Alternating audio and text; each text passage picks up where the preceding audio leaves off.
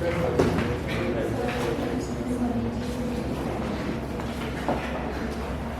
Amended assessment, amendment of assessment, इसके अंदर हमने पैराग्राफ से स्टार्ट किया था। The amendment of assessment shall not be made after the expiry of the 5 years from the end of the financial year in which the order is issued or treated as issued. ये order किस वाले की बात कर रहा है? Assessment order है। ये ऑर्डर कौन से वाले की बात, कौन सा असेसमेंट ऑर्डर? नॉर्मल, यानी ये रिटर्न की बात कर रहा है ना। नॉर्मल असेसमेंट ऑर्डर का क्या मतलब है? ये रिटर्न की बात कर रहा है कि जिस टाइम पे आपने जो कल वाली बात थी, थोड़ी सी मैं ब्रीफ करता हूँ कि अगर आपका ईयर एंड हो रहा है जून 21 में, टैक्स ईयर 21, तो जून 21 में जिसका ईयर एंड होगा उसने रिटर्न जमा करानी है सितंबर 21 में, सितंबर 21 में। तो ये जिस साल में रिटर्न जमा कराई है कि नॉर्मल असेसमेंट ऑर्डर हुआ, ये फाइनेंशियल ईयर जब खत्म हो रहा है जून 22 में, इसके 5 साल के अंदर अंदर अमेंडेड असेसमेंट ऑर्डर हो सकती है। ठीक है, जब फाइनेंशियल ईयर खत्म हो रहा है, टैक्स ईयर खत्म हो रहा है, तो इसकी टैक्स ईयर की रिटर्न जमा करानी है सितंबर 21 में। सितंबर 2021 जब खत्म हो रहा है फाइनेंशियल ईयर 22 में, इसके 5 साल के अंदर जो है वो उसने अमेंडेड असेसमेंट ऑर्डर इशू कर सकता है। अमेंडेड असेसमेंट ऑर्डर क्या था? नॉर्मल असेसमेंट ऑर्डर आता है, फिर अगर उसका ऑडिट स्टार्ट हो वो आता है, ऑडिट में कोई चीज पकड़ी जाए तो शो कॉज नोटिस आता है, फिर शो कॉज नोटिस साबित हो जाए तो उसमें अमेंडेड असेसमेंट ऑर्डर इशू हो जाता है। इसका नाम अमेंडेड असेसमेंट ऑर्डर क्यों लिखा होता है? क्योंकि जब वो रिटर्न जमा कराता है तो वो पहली असेसमेंट अपनी कर चुका होता है, इसको वो नॉर्मल असेसमेंट कर चुका है, कह चुका है। जब उसने अपनी रिटर्न जमा कराई सितंबर 21 में, तो इसका मतलब ये है कि वो अपने आप को नॉर्मली असेस कर चुका है और टैक्स अथॉरिटी से उसे असेसमेंट ऑर्डर दे दिया है। तो इस वजह से जब इसके अंदर चेंज आता है तो उसे वो अमेंडेड असेसमेंट ऑर्डर कहता है। ठीक है, ये सारी कल वाली बातें, इनमें कोई कंफ्यूजन तो नहीं किसी में? बोले तो सही, लास्ट में किसी को कोई कंफ्यूजन हो? हाँ जी, हम सब क्लियर है? यस। आगे चलिए। If a tax payer furnish a revised return of income, अगर रिवाइज्ड रिटर्न ऑफ इनकम जो है वो सबमिट कराया, कि पढ़ते आए ना पहले कि इनकम टैक्स रिटर्न के अंदर रिवीजन हो सकती है, तो अगर उसे रिवाइज्ड रिटर्न जमा कराई है, the commissioner shall treat the revised return as amended assessment of the taxable income and tax payable thereon as set out in the revised return, and the taxpayer revised return shall be taken to the amended assessment order issued to the taxpayer by the commissioner on the date that revised return was furnished. वो कह रहा है revised return को भी वो amended assessment order ही समझता है। ठीक है, इसका दोनों पॉइंट्स में कहने का मकसद ये है कि वो जो रिवाइज्ड रिटर्न है उसको भी वो एक अमेंडेड असेसमेंट ऑर्डर ही समझता है, क्योंकि उसने अपनी रिटर्न को रिवाइज करके जमा करवाया। Commissioner is also empowered to amend further amend as many times as may be necessary. It is very important. अभी तो हमने पढ़ा था ना, एक दफा उसने अमेंड कर लिया, सही है, अमेंडेड असेसमेंट ऑर्डर एक दफा उसने अमेंड कर लिया, 5 साल के अंदर तक अमेंड कर सकता है। लेकिन वो कह रहा है कि अपनी असेसमेंट ऑर्डर को जितनी दफा मर्जी चाहे वो अमेंड कर सकता है। वैसे यहाँ पे उसने अमेंडेड असेसमेंट कर दी, वो हो सकता है फिर उसको अमेंड कर दे, हो सकता है साल बाद फिर अमेंड कर दे, तो अब उसकी ड्यूरेशन क्या है, कैसे कर सकता है वो? The commission is also empowered to amend further as many times as may be necessary. जितनी दफा जरूरत हो उतनी दफा अमेंड कर सकता है। The original assessment order as amended previously, original assessment order को जितनी दफा चाहे amend कर सकता है within later of the following 5 years from the end of the financial year in which the original assessment was made is issued or treated as issued by the commissioner। ये वही वाली बात जो भी पढ़ी है, 5 साल के अंदर अंदर 1 year from the end of the financial year in which amended assessment order is issued or treated has been issued. यानी कि इसको अगर हम टाइमलाइन तो बनाएं,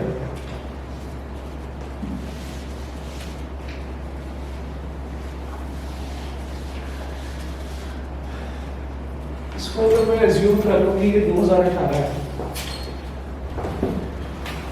और ये भी 2018 हो गया, रिटर्न भी जमा कराएगा 2 सितंबर 18 की आया। अच्छा, अब इसकी अमेंडमेंट, पहली अमेंडमेंट कब हो सकती है, कब तक हो सकती है बताएं? जून 19। अब पहली अमेंडमेंट कब तक हो सकती है, कब तक? 20, 21, 22, 23, 24, जून 24 तक, क्योंकि इसके बाद 5 साल देख लेना, तो जून 24 तक इसको पहली दफा अमेंड किया जा सकता है, अमेंडेड असेसमेंट ऑर्डर आता है। अज्यूम करें कि ही बीच में जाके वो अमेंडेड असेसमेंट ऑर्डर उसने कर दिया, वह जून 24 तक कर सकता था। अब अज्यूम करते हैं यार उसने कहा यहाँ पे जाके मई 24 में जाके अमेंडेड असेसमेंट ऑर्डर इशू कर दिया, पहला अमेंडेड असेसमेंट ऑर्डर इशू कर दिया। अब वो इसको फर्दर कब अमेंड कर सकता है? उसने कहा है कि ये वाले 5 साल जो पहले हमने ओरिजिनली पढ़े हैं, या 1 year from the end of the financial year in which the amended assessment order is issued. amended assessment order कब इशू हुआ है? मई 24 में। ये फाइनेंशियल ईयर कब एंड हो रहा है? इस फाइनेंशियल ईयर एंड के 1 साल तक इसको मजीद अमेंड किया जा सकता है। यानी कि ये कब तक मजीद अमेंड किया जा सकता है? जून 25। ये वाला अगर उसने एक दफा अमेंडेड असेसमेंट ऑर्डर इशू कर दिया तो 2 तारीखों में से किस जोन सी लेटर होगी उस तक फर्दर अमेंड किया जा सकता है। पहली तारीख वही जो हमने पढ़ी है कि जब उसने नॉर्मल असेसमेंट ऑर्डर की, उस नॉर्मल असेसमेंट ऑर्डर के year and, financial year and के 5 साल, या उसने अमेंडेड असेसमेंट ऑर्डर जो इशू कर दिया वो उसके फाइनेंशियल ईयर एंड के 1 साल। अमेंडेड असेसमेंट ऑर्डर जब इशू किया उस फाइनेंशियल ईयर एंड के अगले 1 साल, इन दोनों का कंपैरिजन करेंगे, whichever is later। अच्छा, इसके केस के अंदर तो हमने देखा ना कि फर्दर असेसमेंट वो कर सकता था जून 25 तक, क्योंकि उसने ऑर्डर इशू किया था। याद में अगर उसने यही ऑर्डर जो है वो इशू किया होता, इससे मजीद पहले ले आते, जून 24 तक तो रिजल्ट आ जाता ना, उसके बाद क्लास है। अगर उसने ये ऑर्डर जो है वो मई 22 तक इशू किया होता, मई 22 में अमेंडेड असेसमेंट ऑर्डर इशू करके जून 24 तक उसके पास चांस है ना अमेंडेड असेसमेंट ऑर्डर इशू करने का। पहला तो हम करते हैं कि उसने ऑडिट भी कर लिया, शोकाज नोटिस भी दे दिया, और पहला अमेंडेड असेसमेंट ऑर्डर मई 2022 में इशू कर दिया। अब फर्दर अमेंड कब तक कर सकता है? पहली डेट वो है, पहले लेटर क्या देखना है? पहला पॉइंट वो कि जब नॉर्मल असेसमेंट ऑर्डर दिया है उस फाइनेंशियल ईयर एंड होने के 5 साल जो कि है जून 24, और दूसरी तारीख क्या है कि जो पहला अमेंडेड असेसमेंट ऑर्डर इशू हुआ है पहला, इसका फाइनेंशियल ईयर एंड कब हो रहा है? जून 22, और उसके 1 साल यानी कि जून 23। तो कब तक फर्दर अमेंड कर सकता है? जून 24 कहेंगे लेटर ऑफ। लगी समझ? भाई लगी है समझ, बोले तो सही कि मजीद चेंज करेगा कि एग्जांपल और कर ले है। ये बात कर रहा है वो फर्दर अमेंडमेंट की।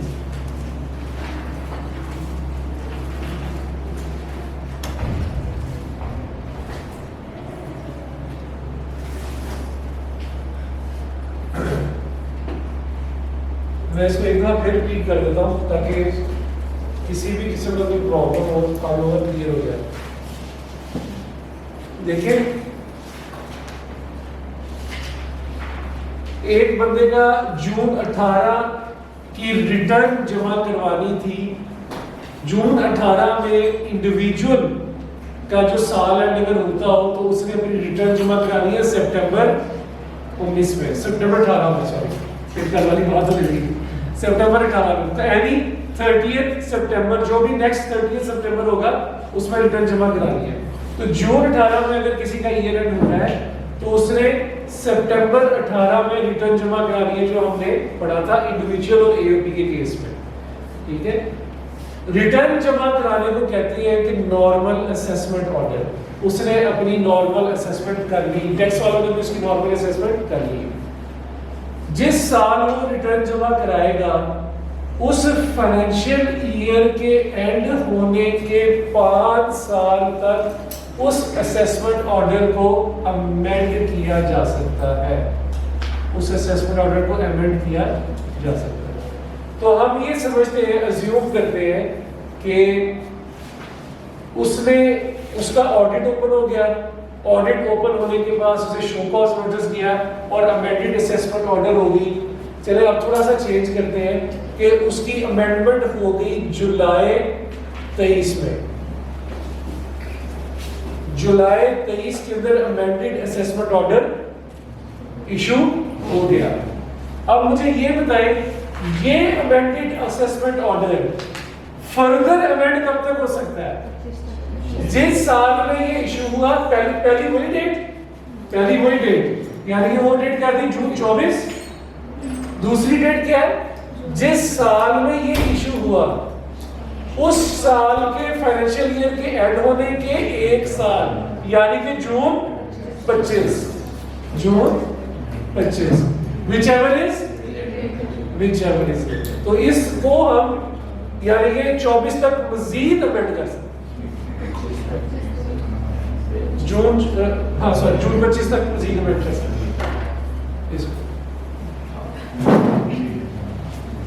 वो यही फायदा होता है इसका। देखिएगा इसमें फायदा हम क्या नजर आ रहा है कि अगर आखिरी साल में उसने इशू किया ना तो उसे 1 साल और मिल गया।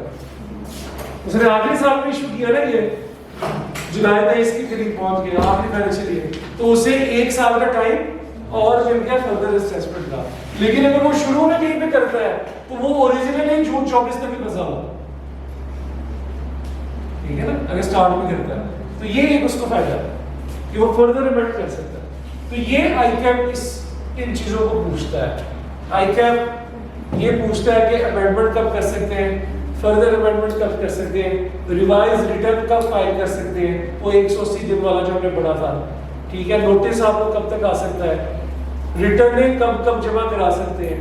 तो ये चीजें आपने बड़े अच्छे तरीके से पढ़नी है इन सारी चीजों के अंदर ना।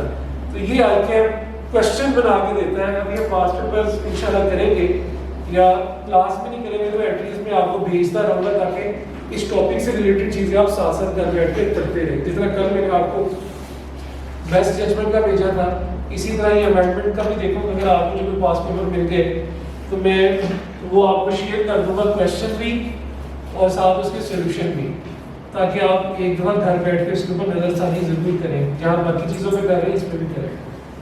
अच्छा जी आगे चलें।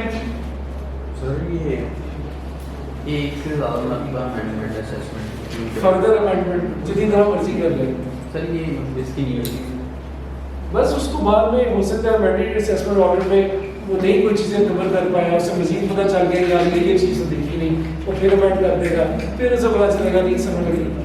देखिए अमेंडमेंट हो कब कर सकती है, 2 सिचुएशन थी ना, जहाँ नॉर्मल असेसमेंट हो, जहाँ पे बेस्ट जजमेंट असेसमेंट हो। बेस्ट जजमेंट में तो कभी भी जरूरत पड़ सकती है, नॉर्मल में भी पढ़ सकती है। An assessment order shall only be amended or an amended assessment shall only be further amended as above, where the commissioner has definite information apart from an audit or on the basis of the definite information the commissioner is satisfied. उसके बाद definite information है और commissioner satisfied है that any taxable income has escaped assessment. ये आपकी वाली बात आ रही है कि what are the reasons of amending assessment order. कि कोई टैक्सेबल इनकम असेसमेंट में नहीं आई। एक बंदा था, उसकी शॉप थी कपड़े बेचने की, तो उन्होंने जब उसकी असेसमेंट की तो रेवेन्यू में जो फिजिकली शॉप से कपड़े बेचता था वो ले लिए, लेकिन उन्हें रिटर्न जमा कराने के नॉर्मल असेसमेंट ऑर्डर होने के बाद कमिश्नर को पता चला कि भाई ये तो ऑनलाइन भी बेचता है, मेरे तो घर वालों ने इसकी ऑनलाइन शॉप से पैसे वसूल खरीदे हुए, ठीक है। तो वो कहता भाई ये तो इनकम इसकी हमने ली नहीं, तो फिर क्या करोगे, उसकी नॉर्मल असेसमेंट ऑर्डर को अमेंडमेंट, ठीक है। Total income has been under assessed or assessed to low tax rate or has been the subject of the excessive relief or free fund. जो इनकम थी वो कम असेस की, 100 रुपया एक्चुअल थी, असेस कर दी 80 रुपए, या 100 रुपया ही थी, रेट लगना था 15%, आपने लगा दिया 10%, ठीक है। ये अब सारी वो रीजंस आ रही है कि असेसमेंट क्यों हो सकती है, अमेंडमेंट क्यों आ सकती है। और has been the subject of excessive relief और रीफंड, रीफंड 15 रुपए देना था, उसको दे दिया 25 रुपए, ठीक है। और any amount under the head of income has been misclassified. Capital gain security का कहां डाल दिया, कैपिटल गेन प्राइवेट कंपनी का, प्रॉपर्टी की इनकम कहां डाल दी, कैपिटल गेन के अंदर, जहां पे हेड रीक्लासिफाई करने की जरूरत पड़े। तो ये वो 3-4 सिचुएशंस हैं जहां पे अमेंडमेंट या फर्दर अमेंडमेंट हो सकती है।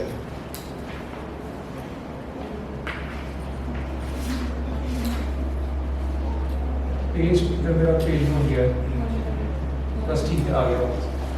अच्छा, डेफिनेट इंफॉर्मेशन क्या है? डेफिनेट इंफॉर्मेशन की डेफिनेशन एक दफा आपने अभी तक पूछी है, तो ये डेफिनेट इंफॉर्मेशन क्या है? Includes information relating to sales or purchase of any goods made by the taxpayer, receipts of the taxpayer from the services rendered or other receipts related to the acquisition, possession, disposal of any money, asset, valuable article or investment made or expenditure incurred by the taxpayer. Simple सी definition है, ये एक ही दफा आपने पूछी है, तो इसको जरा थोड़ा सा 2-3 दफा पढ़ लें ताकि आपको आसानी से इसको अगर दोबारा उसका दिल करे तो आपके ज़हन में हो। The Commissioner may amend or further amend an assessment order if he considers that it is erroneous in so far it is prejudicial to the interest of the revenue. इसको एक मतलब इग्नोर करें लाइन को। Once the order of the assessment is amended, the Commissioner issue an amended assessment order as soon as possible, thus stating. आपने हमने कल पढ़ा था ना कि जो असेसमेंट ऑर्डर है उसमें क्या कुछ लिखा होता है, आपने कल बताया था। जो अमेंडेड असेसमेंट ऑर्डर है ना, उसमें भी वही कुछ लिखा होगा, लेकिन साथ में वर्ड ऐड क्या कर दिया है, ठीक है। वही देखिए, टैक्सेबल इनकम है, टैक्स ड्यू है, टैक्स पेड है और time, place and manner of appealing the amended assessment. वही 4 चीजें हैं ना जो कल पढ़ी थी, ठीक है। तो असेसमेंट ऑर्डर में भी वही चीज है, अमेंडेड असेसमेंट में भी वही है, फर्क कितना है कि अमेंडेड में अमेंडेड का वर्ड आ गया। No assessment shall be made or further amended without giving the taxpayer an opportunity of being heard. ये क्या बात कर रहा है? ये इसकी बात कर रहा है, किधर दिया? Normal assessment order, audit, show cause notice और amended assessment order. वो कह रहा है कि कोई भी अमेंडमेंट तब तक नहीं की जाएगी जब तक उसे अपॉर्चुनिटी ऑफ बीइंग हर्ड ना हो। इट मींस उसे नोटिस पहले जाएगा ना, शो कॉज नोटिस, क्यों ना हम तुम्हारी इनकम बढ़ा दें, क्यों ना तुम्हारा 100 रुपया टैक्स था वो 200 रुपये कर दें, तो ये उसको अपॉर्चुनिटी ऑफ बीइंग हर्ड दी जा रही है।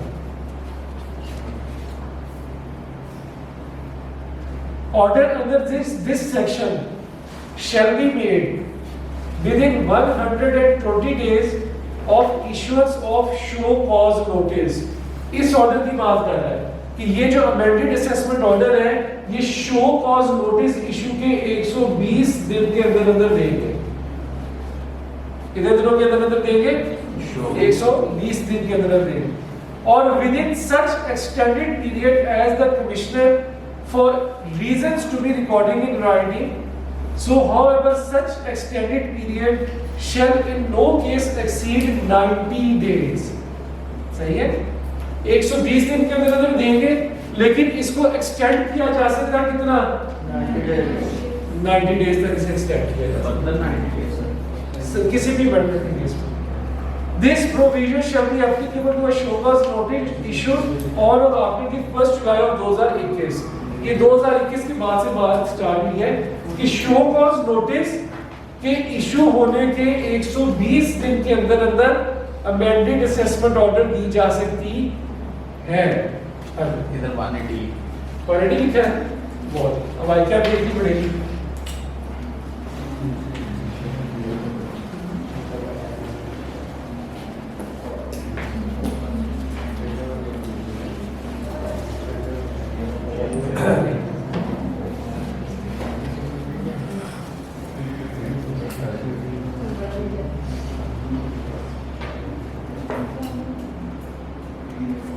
Amended assessment order।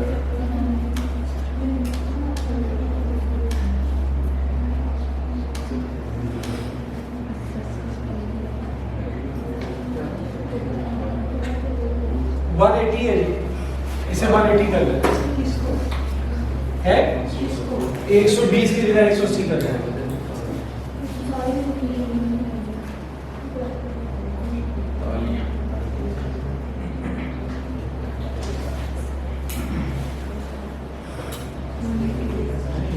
ठीक है जी, ये 180 दिन है।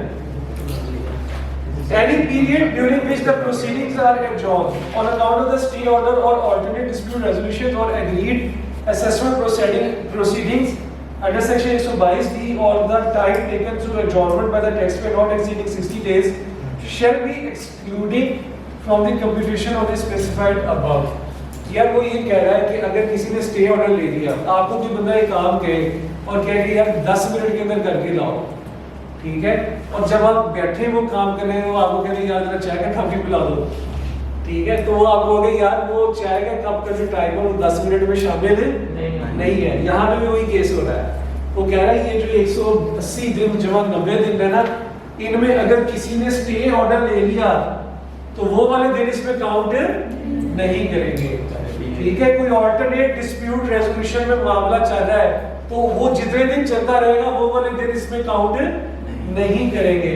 और अगर टैक्स पेयर ने 60 दिन का हद टाइम ले लिया एडजॉर्नमेंट का तो वो भी इसके अंदर 180 दिन में काउंट नहीं करेंगे। यानी कि इस पैराग्राफ में दिया गया जितना भी डिले है वो इस 180 और 90 दिन में काउंट नहीं करेंगे।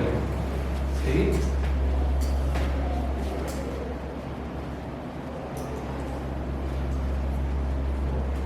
Detailed explanation. डिटेल्ड एक्सप्लेनेशन क्या करता है जी? An assessment can only be amended in two situations। वो कह रहा है कि जो नॉर्मल असेसमेंट है ये सिर्फ और सिर्फ दो सिचुएशन के ऊपर अमेंड की जा सकती है, ठीक है। ये बड़ा इंटरेस्टिंग सा है, इसको देखें जरा, इंटरेस्टिंग ही है सारा कुछ। और कलर मतलब कैसे है? अभी आप फिर 180 हो गई यार सही करा दिया, इसमें क्या है? छोटी छोटी बातों की टेंशन नहीं लेते। साथ ऑडिट होता है, साथ ऑडिट हो रहा है, साथ शो कॉज नोटिस इशू हो रहा है, साथ ही साथ आप अमेंडेड करी जा रहे हैं। प्रैक्टिकल एग्जांपल कर रहे हैं यार, देखिए आप, ठीक है। सर क्यों आज अभी पढ़ना बंद कर दिया? हाँ सही कह रहे हैं आप। ये अमेंडमेंट ज्यादा मुझे कोई इतराज नहीं है, बशर्ते कि आई के अपना कुछ करते हैं। An assessment can only be amended in two situations। दो सूरत में अमेंडमेंट हो सकती है on the basis of audit, जो अभी तक हम पढ़ रहे हैं। एक ये बेसिस है कि ऑडिट करके अमेंडेड असेसमेंट ऑर्डर इशू की जाए। दूसरी बेसिस क्या है जी? दूसरी बेसिस तो अभी तक पढ़ी नहीं। On the basis of any definite information or where the assessment is erroneous and prejudicial to the interest of revenue. ये जो दूसरी सिचुएशन है ना, इसमें ऑडिट नहीं होता, इसमें ऑडिट नहीं होता। ये तो बड़ा लंबा तरीका है ना। ऑडिट होगा, ऑडिट करने के पहले वो सिलेक्शन होगी, सिलेक्शन होने के बाद ऑडिट होगा, ऑडिट होने के बाद वो शोकॉज नोटिस देगा, शोकॉज नोटिस देने के 180 दिन और 90 दिन का वो वेट करेगा। इसके बगैर ही बोली जा रहा हूँ, ठीक है। और फिर उसके अंदर जितना भी वो ड्यूरेशन, अभी हमने पूरा एक पैराग्राफ पढ़ा, वो टाइम उसमें ऐड नहीं है। तो ये एक लंबा तरीका है। एक छोटा तरीका ये भी है, on the basis of definite information. अभी आपने ऊपर पढ़ा ना डेफिनेट इंफॉर्मेशन, कि उसको कोई इंफॉर्मेशन मिलती है सेल्स से रिलेटेड, रेवेन्यू से रिलेटेड, एक्सपेंसेस से रिलेटेड, इनकम से रिलेटेड। इसमें क्या करता है कमिश्नर, वो इंफॉर्मेशन इकट्ठी करता है, सारा डेटा उठाता है, प्रॉफिट एंड लॉस वगैरह पकड़ता है और इंफॉर्मेशन लेके अपने दफ्तर में बैठता है और दफ्तर में चीज़ें ऊपर नीचे करके एक अमेंडेड असेसमेंट ऑर्डर तैयार कर लेता है, ठीक है। एक तरीका ये है कि वो ऑडिट के थ्रू जाता है, एक तरीका ये है कि वो उसको डेफिनेट इंफॉर्मेशन के तहत उसकी अमेंडमेंट कर देता है। इसमें ऑडिट इन्वॉल्व नहीं होता। और एक मिनट है, आगे पढ़ेंगे ना इसमें डेफिनेट इंफॉर्मेशन के तहत वो उसकी अमेंडेड असेसमेंट ऑर्डर कर देता है। ऑब्वियसली इसमें ये चीजें आएंगी, सिर्फ ऑडिट की चीज को हमने स्किप किया है। लेकिन प्रॉब्लम पता क्या है, where the assessment on the basis of any definite information or where the assessment is erroneous and prejudicial to the interest of revenue. वो डेफिनेट इंफॉर्मेशन इकट्ठी करता है और इंफॉर्मेशन इकट्ठी करने के बाद उसे ये फील होता है कि ऐसी इंफॉर्मेशन मिली है जो कि एरोनियस है, पहली बात, यानी कि गलत है। साथ ही साथ वो टैक्स अथॉरिटीज के रेवेन्यू के खिलाफ है, prejudicial to the interest of revenue. क्या मतलब हुआ कि टैक्स अथॉरिटीज को उस इंफॉर्मेशन की वजह से कम रेवेन्यू जा रहा है, ठीक है। यानी कि ऐसी इंफॉर्मेशन मिलती है जिसमें ये दोनों बातें हो, वो एरोनियस भी हो और prejudicial to the interest of revenue भी। रेवेन्यू किसका? टैक्स अथॉरिटी, टैक्स अथॉरिटी, सही है। तो वो फिर ऑडिट नहीं करता, वो इस इंफॉर्मेशन की बेस पे अमेंडेड असेसमेंट ऑर्डर इशू कर देता है।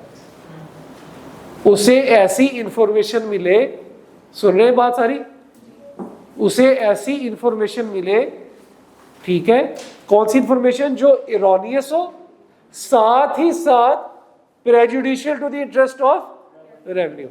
अकेली एरोनियस होना जरूरी नहीं है, एरोनियस के साथ prejudicial to the interest of revenue भी होना जरूरी है, ठीक है। तो फिर क्या करेगा वो, अमेंडेड असेसमेंट ऑर्डर इशू करेगा। तो ये दो तरीके हैं, या वो डेफिनेट इंफॉर्मेशन के तहत कर ले या वो ऑडिट के तहत कर ले।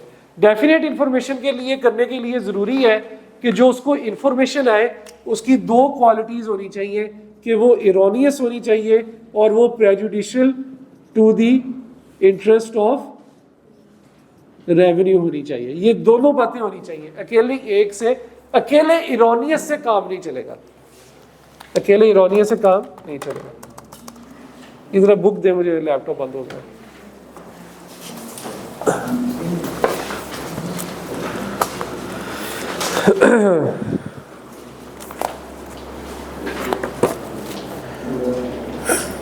ये जो पैराग्राफ पॉइंट नंबर 2 है ना, ये देखिए इसने वही बात लिखी है जो मैं अभी इतनी जोर जोर से एक्सप्लेन कर रहा हूं आपको, कि असेसमेंट एरोनियस भी हो सकती है लेकिन जरूरी नहीं है कि वो prejudicial to the interest of revenue हो, ठीक है। तो ये जो अभी मैंने आपको एक्सप्लेन किया, ये इसने इसी को एक्सप्लेन किया। Any change, third point, any change of the opinion does not constitute any definite information or makes the assessment as the erroneous and prejudicial to the interest of revenue. कहते हैं change of opinion जो होता है वो, उसमें कभी भी ये दोनों बातें शामिल नहीं होती, ठीक है। Change of opinion can be simply classified as the change of opinion. No amendment is allowed unless the taxpayer has been given proper opportunity of being heard. ये आपकी वाली बात आ गई कि शो कॉज नोटिस जाएगा, भाई टेंशन ही लेनी, सिर्फ ऑडिट खत्म किया, ठीक है जी। तो ये जनाब हमारी अमेंडेड असेसमेंट थी। स्टार्ट में आए आपके पास ना एक डेफिनेशन है डिविडेंड की, वो डेफिनेशन कर ली यहाँ पे, कहाँ पे